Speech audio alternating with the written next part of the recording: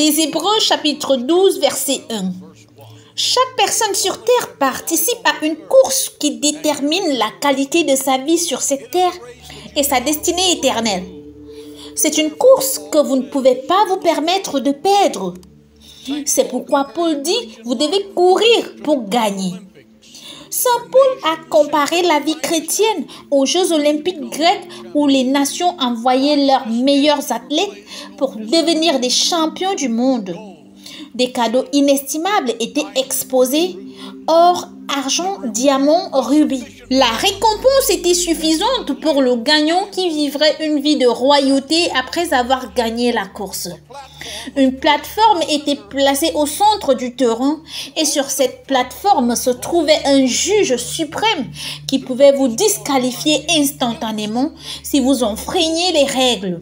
Le juge observait chaque coureur dans la course et lorsque la course avait été gagnée, il quittait cette plateforme et marchait jusqu'à la ligne d'arrivée et donnait au vainqueur une couronne qui était un symbole de l'amour de Dieu. Je veux que vous vous voyiez dans cette course.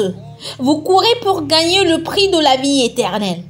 Jésus-Christ est le juge qui est assis sur la tribune et qui observe et il enregistre chaque mot, chaque pensée et chaque acte et nous rendrons compte de tout cela. Il y a 5 couronnes différentes que vous pouvez porter selon la parole de Dieu. Et quand vous verrez un croyant au ciel porter la couronne, vous saurez exactement ce qu'il a fait dans cette vie. Ce serment est un portrait de votre vie. La vie est un marathon, ce n'est pas une course de vitesse. Courez pour gagner, courez avec endurance, courez pour gagner la couronne de la vie que Jésus-Christ, le juste juge, vous donnerait à la ligne d'arrivée. Hébreux chapitre 12 verset 1, il dit « Nous donc aussi, puisque nous sommes environnés d'une si grande nuée de témoins, rejetons tout fardeau et le péché qui nous enveloppe si facilement et courons avec persévérance dans la carrière qui nous est ouverte. » Le chapitre précédent décrit la course de nos ancêtres spirituels. Ce n'est pas une course pour les cœurs faibles. Ce n'est pas une course pour les chrétiens qui refusent de prendre des dispositions fermes sur les questions difficiles de peur d'être ridiculisés par les médias locaux ou rejetés par leurs amis mondains. Je ne peux pas décrire de manière adéquate la course brutale de nos ancêtres. Mais je vous assure que Saint Paul met sa plume sur le parchemin et que le plus grand auteur du Nouveau Testament décrit la course brutale de nos ancêtres qui ont établi le christianisme. Dans Hébreux chapitre 11 verset 32, la Bible dit « Et que dirais-je encore? Car le temps me manquerait de parler de Gédéon, de Barak, de Samson, de Jephthé, de David, de Samuel et des prophètes qui par la foi vainquirent des royaumes, exercèrent la justice, obtinrent des promesses, fermèrent la gueule des lions, teignirent la puissance du feu, échappèrent aux tranchants de l'épée, guérirent de leurs maladies, furent vaillants à la guerre, mirent en fuite des armées étrangères. » Écoutez, des femmes recouvrèrent leur mort par la résurrection, d'autres furent livrées au tourment et n'acceptèrent point de délivrance afin d'obtenir une meilleure résurrection. D'autres subirent les moqueries et le fouet, les chaînes et la prison. Ils furent lapidés, sciés, torturés. Ils moururent tués par l'épée. Ils allèrent çà et là vêtus de peau de brebis et de peau de chèvre, dénués de tout, persécutés, maltraités. Autant le monde n'était pas digne, errant dans le désert et les montagnes, dans les cavernes et les antres de la terre. Chapitre 12.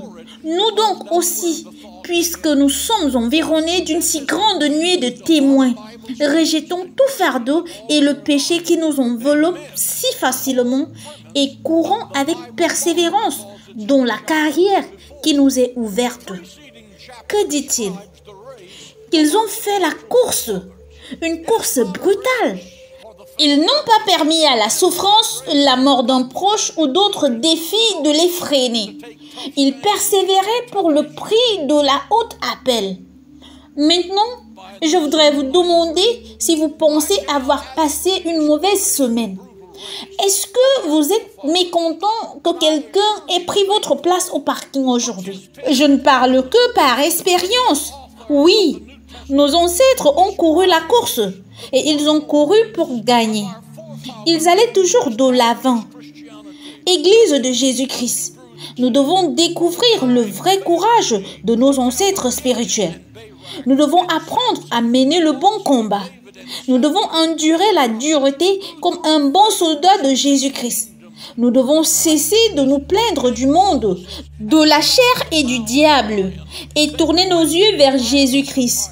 Regardez pleinement ce visage merveilleux, et les choses de ce monde lui paraîtront étranges à la lumière de sa gloire et de sa grâce. Fais la course et cours pour gagner. Saint Paul écrit que nous sommes entourés d'une si grande nuée de témoins. D'un geste de la main, l'apôtre dirige notre attention vers la foule qui se trouve dans le stade et nous courons cette course. Les Jeux olympiques grecs rassemblent les plus grands champions athlétiques de la terre et ils courent pour leur ville ou leurs États. Saint Paul inclut également cette multitude de spectateurs dans les cieux lorsqu'il dit que nous sommes entourés d'une si grande nuée de témoins. Ce sont les gens qui sont au ciel. Ce sont les millions de personnes qui ont couru la course avant nous. Ils ont gagné leur couronne. Ils ont porté la croix au dernier moment du parcours. Ils étaient ceux à qui le monde n'a pas été juste. Ils sont assis au ciel, nous observons courir pour la couronne de la vie. Dieu Tout-Puissant observe chacun de vos pas. Il voit les gouttes de sueur tomber de votre visage. Il voit l'agonie sur votre visage. Il voit les bras pendants d'épuisement. Jésus-Christ le juste observe chacun de vos pas. Les apôtres observent, les anges et les archanges observent. Les millions de croyants qui ont couru la course avant nous, ils observent. Ils ont franchi la ligne d'arrivée et si vous écoutez attentivement, vous les entendrez dire « Courez !» Courez, la course est presque achevée, la couronne de vie est juste là devant vous. Le roi Jésus se prépare à venir vous couronner. Courez, courez pour gagner. Vous devez gagner cette course. Pour certains d'entre vous qui êtes tombés au cours du chemin parce que vous étiez fatigués, vous étiez épuisés, vous étiez blessés par la langue toxique dont certains directeurs généraux de l'univers. Vous étiez rejeté par vos amis et votre famille. Vous étiez abusé et abandonné. Peut-être que c'est vrai, mais ce n'est pas comparable à la couronne pour laquelle vous courez. Au nom de Jésus-Christ, relevez-vous. Revenez dans la course, vous devez gagner la couronne de la vie. Dans quelques secondes seulement, quelques secondes restantes sur l'horloge de Dieu, le roi arrive. La ligne d'arrivée est juste devant vous. Votre âme éternelle est dans la balance. Courez, courez et courez pour gagner. Maintenant, abordons les règles. Comment gagner la course de la vie? Premièrement, il faut garder les règles. 2 Timothée chapitre 2 verset 5, il dit « Et l'athlète n'est pas couronné s'il n'a pas combattu suivant les règles. » Voici le livre de règles.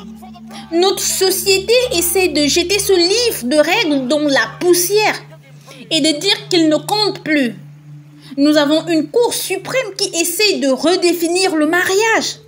Ce n'est pas vraiment important ce que la Cour suprême pense. Voici le livre des règles. Et le juste juge qui est assis sur le trône est l'autorité suprême sur toute la terre. Nous avons le planning familial qui assassine des enfants chaque jour dans cette terre, alors que vous êtes taxés de moins de dollars.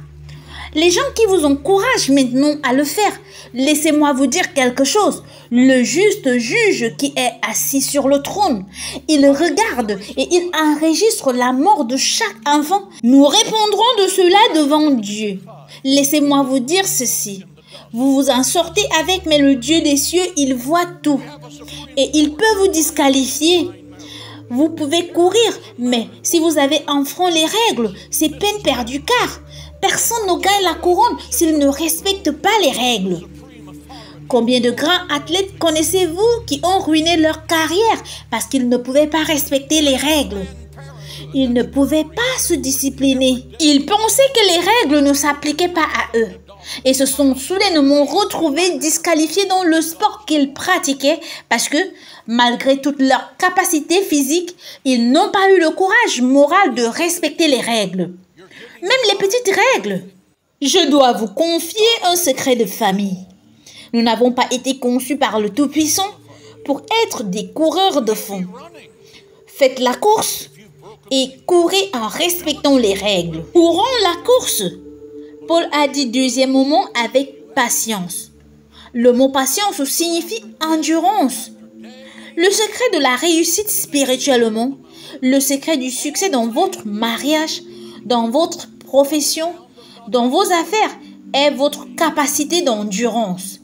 Écoutez-moi, la capacité vous amènera au sommet, mais seule l'endurance vous maintiendra au sommet. Vous devez continuer jour après jour. Pour rester au sommet de la montagne, seule l'endurance vous y amènera. Tomber ne fait pas de vous un échec, et rester au sol fait de vous un échec. Saint Paul dit dans 2 Timothée chapitre 2 verset 3, « Souffre avec moi comme un bon soldat de Jésus-Christ. » Matthieu chapitre 24 verset 13 dit, « Mais celui qui persévérera jusqu'à la fin sera sauvé. » Dites-le avec moi, celui qui endure jusqu'à la fin sera sauvé. Jacques chapitre 5 verset 11 dit, « Et voici ce témoignage, c'est que Dieu nous a donné la vie éternelle et que cette vie est dans son Fils. » Nous comptons heureux ceux qui endurent de longues distances. Testez votre force morale et votre endurance. Le problème des chrétiens dans le monde aujourd'hui est que nous voulons une solution rapide à tout. Nous ne voulons pas entendre parler d'endurance. Nous ne voulons pas entendre parler de reconnaissance de la douleur, de la souffrance, de la responsabilité. Nous ne voulons pas entendre parler de l'éthique du travail. Mais laissez-moi vous dire quelque chose. Ce sont ces choses qui ont fait la grandeur de l'Amérique et de l'Église de Jésus-Christ. Nous devons revenir aux fondements moraux et spirituels de ce livre des règles. Et nous devons endurer pour garder ces règles. La malédiction de l'Église aujourd'hui est ce que j'appelle le christianisme du jacuzzi. Nous voulons que tout le monde se sente bien sans être bien. Nous voulons expliquer votre péché et non vous demander de faire face à votre péché. Ou de confesser votre péché, encore moins d'abandonner votre péché simplement. Juste reconnaître que nous sommes tous des pécheurs. C'est ce que nous avons dans l'Église. Nous voulons le réveil sans repentance. Nous voulons le progrès alors qu'il n'y a pas de changement. Pensez-y. Vous ne pouvez pas avoir le progrès sans changement. Nous voulons la couronne, mais nous ne voulons pas la croix. Nous voulons la victoire, mais ne nous parlez pas du combat. Vous ne pouvez pas avoir de victoire à moins que vous ne vous battiez contre quelqu'un. Et vous ne pouvez pas avoir la victoire à moins que vous ne le battiez. Nous ne donnons pas de ruban bleu au dernier arrivant. Nous voulons gagner la course alors qu'il n'y a pas de souffrance. Dans ce livre, nos ancêtres ont